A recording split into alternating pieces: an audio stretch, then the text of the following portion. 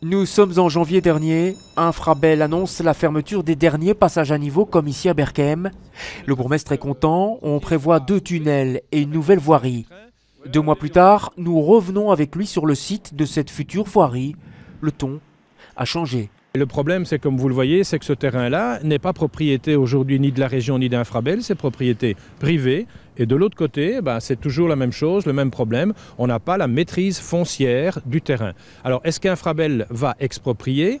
Ok, dans ce cas-là, ils assument le financement, mais pour l'instant, ça n'est vraiment pas clair. On a vraiment l'impression qu'ils n'ont pas prévu. La région? La région n'est pas prévue non plus, c'est pas prévu à son budget. Et pourtant, la région a été avertie. Le bourgmestre aurait même envoyé un courrier aux 4 ministres bruxellois concernés, sans réponse pour l'instant.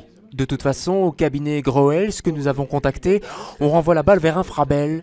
Mais ne s'agit-il pas là tout simplement d'un problème communal? Ça n'est pas un problème uniquement communal dans la mesure où il y a un zoning rue de la technologie existant. Il y a aussi une très grosse entreprise de travail adapté Manufas de l'autre côté du chemin de fer. Mais il y a aussi un nouveau zoning qui va être créé par la SDRB, Société de développement régionale bruxelloise, et qui mérite quand même qu'on s'y attache un peu en termes de mobilité économique. Le risque, c'est que cette voirie ne voit jamais le jour, faute d'opérateurs.